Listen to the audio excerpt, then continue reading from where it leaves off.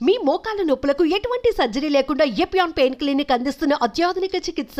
Suman TV ప్రేక్షకులకు నమస్తే and welcome to my show from the bottom of the heart. 48 సంవత్సరాల తన సుదీర్ఘ చలనచిత్ర జీవితంలో హీరోగా, విలన్గా, కమెడియన్గా, క్యారెక్టర్ యాక్టర్గా, పౌరాణిక, జానపద, చారిత్రాత్మక పాత్రలను పోషించి ప్రామాణిక నటనకు పాఠ్యాంశంగా ఒక నిఘంటువుగా ఎదిగినటువంటి వ్యక్తి ఎవరు? ఆయన మరెవరో కాదు, పద్మశ్రీ డాక్టర్ మంచు మోహన్ బాబు గారు అనే విషయం మీకు అర్థమైపోయి ఉంటుంది. ఎలా ఉన్నారు సార్? ఎలా కనిపిస్తున్నాను చెప్పు ప్రభు. నువ్వు చాలా హెల్దీగా, చాలా గ్లామర్ గా కనిపిస్తున్నారు. అంటే ఇంతకుముందు ఎప్పుడన్నా అన్హెల్తీ కనిపించాను? ఎప్పుడూ లేదు. ఇప్పటికీ యూఆర్ కంటిన్యూయింగ్ ద సేమ్. ఇప్పటికంటే 35 సంవత్సరాల క్రితం నేను అసిస్టెంట్ డైరెక్టర్ గా, మీరు హీరోగా చేసినటువంటి నేనే రాజు నేనే మంత్రి సినిమాలో తొలిసారిగా మిమ్మల్ని నేను అసిస్టెంట్ డైరెక్టర్ ఇదిలో కలిశాను. ఆ రోజున ఏ ఎనర్జీతో అయితే ఉన్నారో అదే ఎనర్జీ, అదే హెల్దీగా మీరు ఇప్పుడు కనిపిస్తున్నారు. రియల్లీ గాడ్స్ గ్రేస్ అది. ప్రభు, ఇది తల్లిదండ్రుల ఆశీస్సులు. ముఖ్యంగా మన ఆరోగ్యం అంటే నిష్కల్మషంగా మనసులో ఏదీ దాచుకోకుండా ఓపెన్గా మాట్లాడుతున్నంత కాలం ఆరోగ్యంగా ఉంటుంది. చిన్న చిన్న తలనొప్పులు రావచ్చు, జ్వరాలు రావచ్చు, ఇంకో కాలు నొప్పి రావచ్చు, ఇంకోటి రావచ్చు, కానీ బట్ ఆరోగ్యంగా ఉండాలంటే మనసులో ఏమీ దాచుకోకుండా ఉన్నట్టు మాట్లాడాలి. కల్లా కపటం లేని తనమే మీ ఆరోగ్య రహస్యం అనుకో. అంతే. మార్చి 19th మీ బర్త్డే అనేటువంటిది ఎప్పుడు కూడా మీ శ్రీ విద్యా నికేతన్ స్కూల్లో నేను నిర్వహిస్తుంటారు. ఎన్ని సంవత్సరాలుగా చూస్తున్నా కూడా మీ బర్త్డే వేరే చోట జరగడం అనేది ఇంతవరకు నేను చూడలేదు. పర్టికులర్ రీజన్ ఏంటంటే, ప్రభు, పుట్టినరోజు జరుపుకోవాలనే కోరిక, ఆశ లేదు నాకు. నేను నటుడైన తర్వాత 1975 నవంబర్ 22 స్వర్గనరకం. 76 గవకని ఎవరో నీ పుట్టినరోజు ఎప్పుడే అన్నారు. నా పుట్టినరోజు అని గుర్తులేదే అని నాన్నగారిని అడిగాను. మార్చి 19th అన్నారు.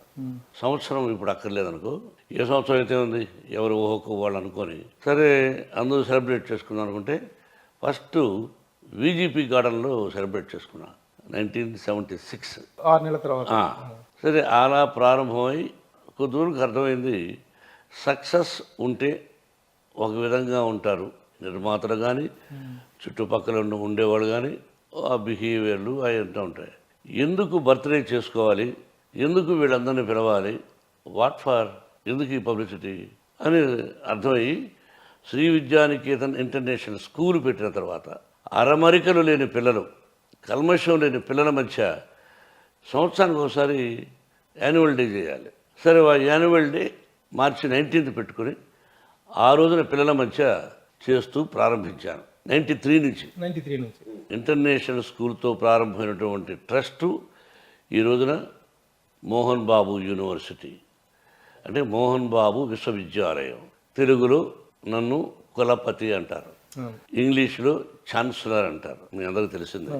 ఎక్కడో ఉపాధ్యాయ వృత్తిలో ఉన్నవాడిని ఆ తర్వాత అప్రాంటిస్గా, అసిస్టెంట్ డైరెక్టర్గా పనిచేసి నటుడిగా ప్రారంభించి ఈ రోజున ఎన్ని వచ్చాయంటే కేవలం నా తల్లిదండ్రుల ఆశీస్సులు, భగవంతుని ఆశీస్సులు, నన్ను ఆదరించిన ప్రేక్షకుల ఆశీస్సులు. మీ నట జీవితాన్ని కనుక, ఇన్ని సంవత్సరాల నట జీవితాన్ని చూసుకున్నట్టు ఎన్నెన్నో ఒడిదుడుకులు, ఎన్నెన్నో కష్ట సుఖాలు, రకరకాలైనటువంటి ఎత్తుపల్లాలు కనిపిస్తుంటాయి. భయంకరమైనటువంటి కనిపిస్తూ ఉంటాయి. అయితే ఈ స్థాయికి చేరుకోవటం వెనుక ఎవరికైనా 3 విషయాలు కలిసి రావడం. ఒకటి టాలెంట్, ప్రతిభ. రెండవది హార్డ్ వర్క్, కష్టపడి పనిచేయటం. మూడోది అదృష్టం. ఈ మూడింటిలో ఏది కలిసి రావటం వల్ల మోహన్ బాబు ఈ స్థాయిలో ఉన్నారు అంటే ఏం చెప్తారు మీరు? ఫస్ట్ది హార్డ్ వర్కే. హార్డ్ వర్క్తో పాటు భగవంతుని ఆశీస్సులు ఉండబట్టి ఇంత ప్రయాణం సాగించగలిగాం. కష్టాలంటావా, పగవాడికి కూడా, నాకు పగవాళ్ళు లేరనుకుంటాను, పగవాడికి కూడా నా కష్టాలు రాకూడదు, వద్దు, నా కష్టాలు నాతోనే పోని, నా పిల్లలకు కూడా ఉండకూడదు. నేను చేసే మంచి పనులు ఆ ఆశీస్సులు నా బిడ్డలకు ఉండనే. ముందుగా నటుడుగా తీసుకున్నట్లయితే ఏ నటుడి కెరీర్లోనూ లేనటువంటి మలుపులు, ట్విస్టులు మీ జీవితంలో కనిపిస్తాయి. మనకు మహానటులు ఎంతోమంది ఉన్నారు, రామారావు గారు, నాగేశ్వరరావు గారు, ఇంకా ఎంతోమంది మహానుభావులు ఉన్నారు, నో డౌట్ ఉన్నారు. అయితే ఎవరి జీవితంలోని ట్విస్టులు మీ జీవితంలో మాత్రం కనిపిస్తుంటాయి. ఎలాగంటే హీరోగా ఎంటర్ అయ్యారు, విలన్గా మారారు, తర్వాత దాదాపు చాలా కాలం మీరు మళ్ళీ మేకప్ వేసుకోలేదు అనుకుంటారు. స్వర్గనరకం తర్వాత గ్యాప్, చిన్న పాత్రలే వేశారు తప్ప గ్యాప్ వచ్చింది మీకు. చిన్న పాత్రలు అంటే బయట ఎక్కడ చేయలేదమ్మా, చేయలేదు. చిన్న పాత్రలు అంటూ చేయలేదు. గురువు గారి దగ్గర సరదాగా ఇది చేస్తావా, ఇది చేస్తా తప్ప బయట కంపెనీలో ఎక్కడ మనం చేయలేదు. ఆ తర్వాత భలే దొంగలతో ఒక తారా స్థాయికి తీసుకెళ్ళేది కృష్ణ గారు నేను. చక్కెర పేరు అక్క అంటూ ఒక మేనరిజం చక్కెర మీద రక్క అన్నాను. విపరీతమైన పాపులారిటీ ఆ మేనరిజానికి. ఆ మేనరిజమ్స్ అనేటువంటి పాపులర్ అయింది కూడా ఆ సినిమా నుంచి. అవును సార్. అంతకుముందు ఎస్వి రంగారావు ఒకటి డైలాగులు చెప్పేవారు కదా తప్ప తర్వాత అది కంటిన్యూ నాతోనే, చేసినటువంటి ఘనత మీదేదే. అయితే అట్లా హీరోగా స్టార్ట్ అయ్యారు, విలన్గా టర్న్ అయ్యారు, మళ్ళీ కొంతకాలానికి హీరో అయ్యారు, మళ్ళీ కొంతకాలానికి విలన్ అయ్యారు, మళ్ళీ హీరో అయ్యారు, ఫైనల్గా హీరోగా సెటిల్ అయ్యారు. తర్వాత ఈ రోజున క్యారెక్టర్ యాక్టర్గా విభిన్నమైనటువంటి పాత్రలు పోషిస్తారు. ఫైనల్గా సక్సీడెడ్ అనేటువంటి టర్నింగ్స్ మాత్రం మీ దగ్గరే కనిపిస్తుంది. ఎందుకు ఇన్ని టర్న్స్ రావాల్సిన అవసరం ఏంటి? ఫెయిల్యూర్స్ వచ్చాయిగా, వరుసగా సక్సెస్ వచ్చి ఓకే. నేను విలన్గా ప్రసిద్ధికి ఎక్కాను, కమెడియన్ విలన్, క్యారెక్టర్ ఆర్టిస్ట్గా. అవి లేనప్పుడు హీరోగా చేసాం, హీరోగా ఒక సక్సెస్, హీరోగా ఫెయిల్ అయింది. 2-3 వరుసగా ఫెయిల్ అయిపోయే లోపల ఖాళీగా ఉండడం ఎందుకని విలన్గా యాక్ట్ చేశాను. నేను విలన్గా యాక్ట్ చేసి హీరోగా వచ్చాను కదా, ఆ విలన్ గ్యాప్ అలాగే ఉండిపోయింది. I feel till today. కాబట్టి డైలాగులు ఎన్ని రకాలుగా చెప్పాలను విలన్గా చెప్పాం. హీరోగా అన్ని రకాల మరుపులు ఉండవు నాకు తెలిసినంత వరకు. ఏదో కొన్ని సినిమాలు తప్ప, పెదరాయుడు, అడవిలో ఉన్న అట్లాగా తప్ప, విలన్గా రకరకాలుగా విరుపులు, మ్యారేజన్స్ ఆయన చేయొచ్చు. అంటే నటుడుగా మీరు ఎంజాయ్ చేసిన విలన్ గానా?